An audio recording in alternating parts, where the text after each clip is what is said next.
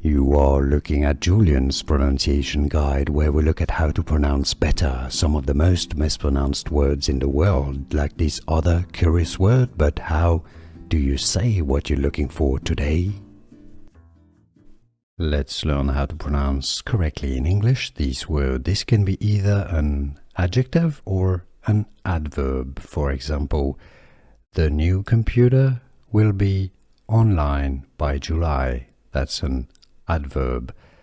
Or as an adjective, if a company goes online, its services will be available on the internet.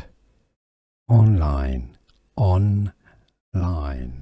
Here are more videos on how to pronounce more confusing words and names too many mispronounced. Like this video if you found it useful. I appreciate your support. I'll see you soon and thanks for watching.